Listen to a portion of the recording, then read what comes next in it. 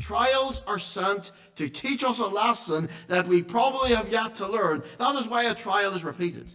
If we have to face a trial several times, it is I believe wholeheartedly, we have to face a trial several times because we have not learned from it in the first time. If we don't learn it from the first time, our teaching God will send us again. And if we still don't learn, He will send it again. Maybe that's what we need to consider is going on in this world at this time.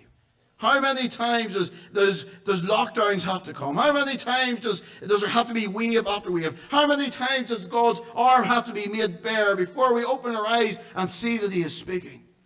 And learn that we need to change our ways. To use those words of that series we looked at quite some time back, that we may consider our ways. And how this is the case, we see of the children of Israel.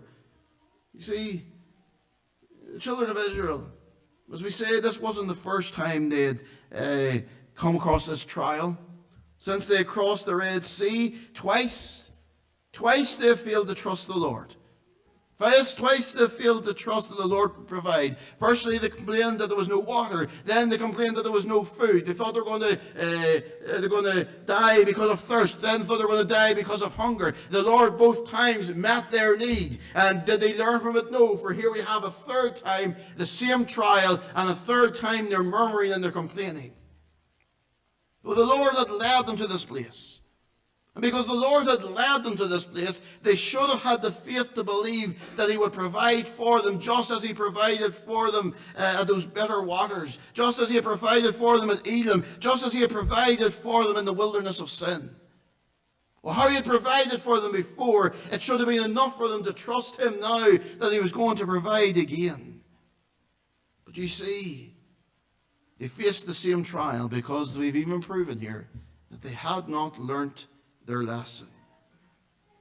And therefore, may we see that we may face repeated trials because the Lord is still trying to teach us the lesson from that trial.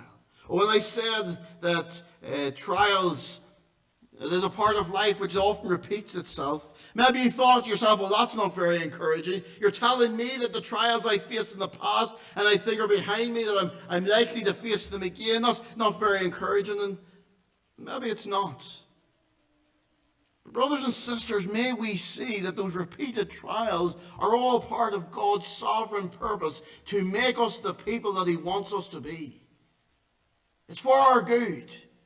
It is from the hand of a loving God that we face any trial and temptation. It is from the hand of a loving God that we face and suffer the rod of chastisement. Oh, no one likes trials. No one likes correction. But if that which God sends our way, if that is what God has to send us our way time and time again, may we begin to sit up and pay attention. As Micah 6 verse 9 exhorts us, it says, "The Lord's voice crieth unto the city, and the man of wisdom shall see thy name. Hear ye the rod, and who hath appointed it?" You take those words of exhortation, meditate upon them. Hear ye the rod, the trial, the correction. Hear ye the rod. Notice the correction. Notice, take note of what God is saying to you and who hath appointed it. The trial you are facing, take note of it and consider who it is that has sent it to you. It is the Lord.